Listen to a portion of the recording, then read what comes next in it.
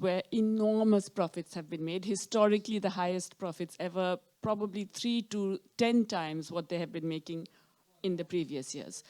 Pharma, we kind of forget about the pharmaceutical industry and the way it profited off the pandemic. Based on research, as Joe pointed out, based on research done mostly by public institutions or subsidized by governments. So the same taxpayers who had funded the research ended up paying increasingly higher rates for those same drugs. Pharma companies have raked it in beyond their wildest imagination. Then there is, of course, energy, which we know has been heavily affected, but it's not, the massive price increases that we have seen are not only related to supply shortages and the Ukraine war. They are dramatically related to profiteering. Then we have food companies, again, raking it in. Food multinationals have never had it so good. And we are talking about a situation in which large parts of low and middle income countries' populations are actually starving today. When I say starving, they are below half of the minimum calorie requirement of the FAO.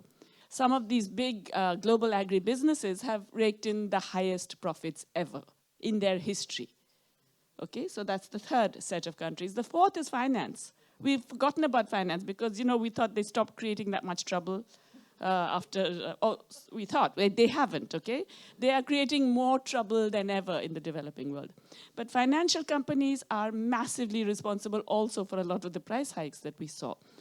In Paris, for example, the Paris wheat market is the benchmark for Europe, okay? In March and April, 72% of futures contracts that drove up wheat prices were done by financial companies. So entirely speculative, drove up those prices. They have come down again because they've taken their profits and moved on to the next sector to create havoc there.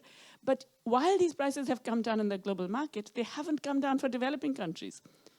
The digital companies, of course, benefited hugely during the pandemic. They continue to benefit today. And once again, they continue to evade taxes today.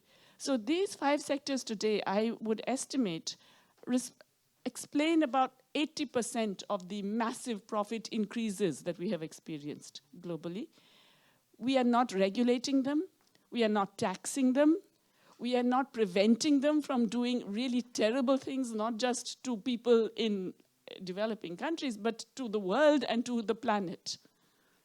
So it's extraordinary how government support of a few large companies is enabling a wild-scale increase in inequality, a massive destruction of our ecological foundations, and driving a very significant proportion of humanity into absolute starvation.